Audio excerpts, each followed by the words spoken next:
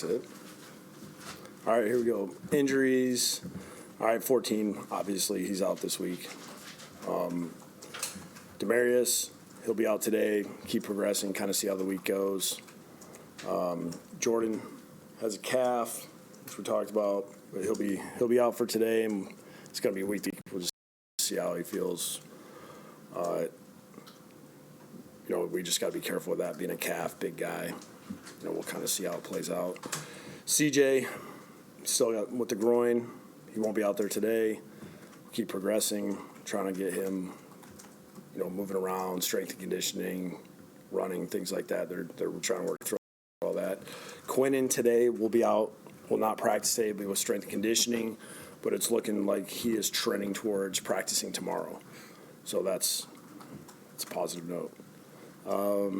Obviously, we put Trevor on IR and signed David Fales to be the backup this week. And with that, what we got? Is CJ trending in any direction? I mean, it's positive. It's just, groin injuries are – you just got to be careful. We just don't want him to re-injure himself because that'll set it back even more what it originally was. And will Sam be at practice as an observer? Yeah. Yeah. Okay. So he will be at the game. Yeah, I mean, we gotta talk to the doctors about flying and things like that. So I shouldn't say, I don't know. I think at one point somebody said no, but I don't know if it's like a yes, no I've had so far. He could drive. That's true. That's true. Tell him I'm leaving at 2 on Saturday. I'm sure that's what he would love to do that, Ryan. Do you talk on the radio yesterday and see him talk on the radio and see optimistic he can come back after the bye week? Is that how realistic is it? I think it's realistic, but we're in the mercy of basically what the doctors tell us. They're going to do what's right by him to make sure that nothing. I mean, this is something that's serious. Where if his spleen bursts, then we got a problem. So we got to make sure that he's right and safe to be able to play. He can, at least then, because he's in the building, he can get the Nets reps and everything he was kind of missing out on last week. Yeah, everything he can do mental things right now, but he can't. Do any kind of exercise. How beneficial is it though, just to get him at least back in that mind frame of like thinking things through as opposed to last week? Yeah, one, I mean, him being in the building, I think he enjoys it because I think he was going a little stir crazy sitting in his apartment away from everybody, and the fact that he's into the game plan, talking with Luke and Dal and myself and Dave. I mean, anytime he's watching football, learning football, kind of learning how the defense is gonna play us and how we're gonna attack them, I think it's a positive thing. Do you think he's going to throw even on the side at some point this week? I can't answer that. They'll tell me like when he can start doing stuff. Right now he can't do it. He's not doing anything.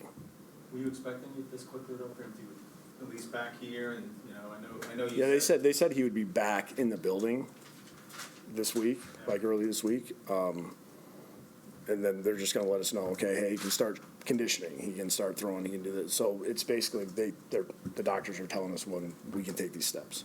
Wait, I'm sorry. Did you just say he is conditioning this week? No, right. He's not right now. They'll tell us when he can start conditioning. What is it about David Fales? I know you have a history with him. What is it about him you like and feel comfortable with him as the backup this week? Well, right.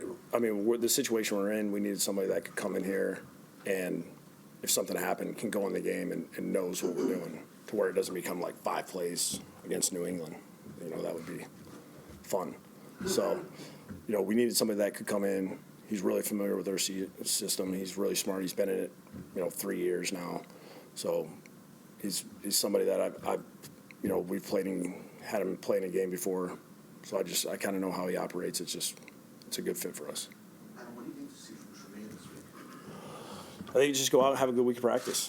I mean, that's what we tell everybody. It's just every week is start over, and we want everybody to practice the way that we need them to practice and get ready for this game, and whatever the inactives are or however we do the depth chart, it starts over every week. Will Nate start? Like, is Nate Harrison going to? I haven't talked. We'll get through the week. We'll figure that out by the time we get to. Practice well last week.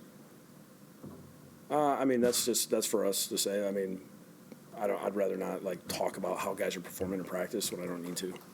How disappointing, though, just generally speaking, you obviously, maybe not you, or a combination of you and Greg, and Denard perhaps, don't trust him to be a starting quarterback. He played pretty well in the summer before he got hurt, and then after one game, just kind of cut the cord. I think spring there was some good stuff. Training camp, you know, I mean, you get injured and kind of there was good days and bad days. You know, I mean, that was the evaluation after the game. That's what we went with, and I thought the guys did a good job last week, especially. I mean, our corners weren't our problem last game. I'm saying you were really optimistic about it. I was. It hasn't worked out as well as we needed to, and the good thing is we got a long ways to go. So kind of just going off that, I mean, the corners did seem to play pretty well against a pretty good offense. So why would you switch things up? I mean, it would make sense just to. I mean, every week we go in, everybody's got an opportunity to have a chance to play. So, I mean, the guys that just come in, they work hard, they put their head down, don't worry about distractions, don't worry about the noise, focus on doing their job. When their number's called, go in and play well. Is Tremaine still maybe held back a little bit by the hamstring? 'Cause, you know, those things can linger. Yeah, I mean, I can't say yes because I haven't heard that, so I can't say yes or no. What is your general philosophy on, you know, the accountability? Because, you know, some coaches won't take a guy out of a game because he's a veteran or, you know, his draft status or so forth. What's your general philosophy on that? Depends who it is. Depends the situation. Is it like a Are you meritocracy or do you? Are you talking like who are you referring to right now? Well, I mean, there could be a number of instances going on right now with players. You know, I mean, Jamal came out. Yeah, that was me. I thought he was getting fired up pretty good, and I clicked over and I was like, hey, we need to be careful here because I was worried that like something bad was going to happen. We need him for the next week, and they were smart and they pulled him off. I said just calm him down, and then we were off the field. That was to me. I didn't look at that as benching. That was more like, hey, let's just calm him down. No, absolutely not. I know, but that was not. It was more Performance related. So I'm asking you, like, what's your? I mean, some Every folks would situ- be hesitant to, the guy's making this much money. I don't want. yeah, that's irrelevant to me. I don't care how much money you make. The Jamal though did take it as a benching when he did a radio. I know. I talked to him. Okay, so that was clear that you made sure that he knew he wasn't benched. Yes. Well, why not, Adam, why not trust a player like him? I understand what you're saying about calming a guy down if he's a little overzealous, but he's one of your leaders. He's I know. clearly sets an example. He's a finisher, you know, generally speaking. But you know what? I'll say this. I'm going to go off of my experience. I've kind of been through some situations where I've seen it go the other way. I thought that was the right move for us at that moment, right or wrong. There was no hidden meaning behind it. It was just that was my gut reaction. And I feel like if I would have went the other way and said like, hey, don't worry about it. Let's just see what happens, and something bad happened, then I'm going to regret that. I'd rather not regret something. Adam, how do you think Leonard has played in his first 2 games? I think it has had some really good moments. I feel like there's been some times where I felt like he's breaking through and kind of just missing out on some opportunities. You know, just really the kind of balls come out to where he could have got some hits on the quarterbacks or possible sacks. You know, we're always going to be, you know, he's trying to be impactful, you know, within the system. So I think he's doing a good job at doing his job. It's just, you know, hopefully we can keep working to the point where it's like sacks and hits and hurries and all those things. We just keep increasing those as we go. Are you surprised that Jamal took the way he took it? No. You expected him to? Yeah, he's a competitor, man. I mean, he's an intense. I mean, he is all in. You know, I mean, you know, I didn't get to see him till after the game. You know, so you know, I 100% understand why he was not happy. But you know, the firestorm started by removing the Instagram, and everybody's thinking he wants out. And, you know. Yeah, good thing I don't pay attention to that, so I don't care. You don't Does it? Instagram? No, I don't have it. Sorry. The New England defense, is this about as well as you've seen them clicking and just competing against them? Maybe in recent years, not back to the Brewski-Harrison era? Probably. I mean, they're rolling pretty good. You know, it seems like they have really good continuity going on right now in a short period of time, playing well off each other, unselfish football. You know, guys are playing with energy, playing violent. I mean, nobody's really getting good.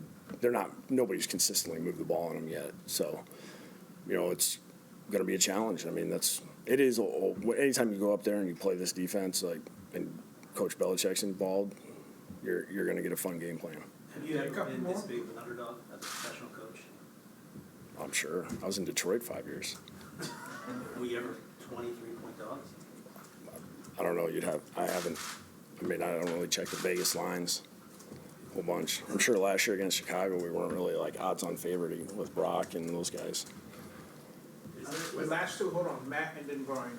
I know we talked a little bit about Khalil yesterday on the call. How confident are you that this is something he's going to be able to, the slow starts, going to be something he shakes as he gets more game reps, more practice reps? Yeah, we'll be fine. I mean, we just have to get our guys. We just got to play better as a group on offense. We're just a guy off here and there. It's too many plays in a row, consistent plays where it's like, okay, this guy had a problem here, this guy had a problem here, we missed this, and we didn't do this. It's just like we have to eliminate these kind of little minor mistakes that's just causing an avalanche of a problem on a play. It's practice well, carry it over to the game, just little things like that. We just need to put together a good week of practice and then go out and execute on Sunday. Does their defense change when they go from Patricia to Flores and now I guess Mayo's calling the plays, or is it pretty much all the same? No, every year's a different year. Every year's a different year. It's one year it's 3-4, then 4-3, then it's all nickel, and then it's 3-4, and then nickel, and then 4. Every game is different. Thank you, everyone. Thanks, Adam.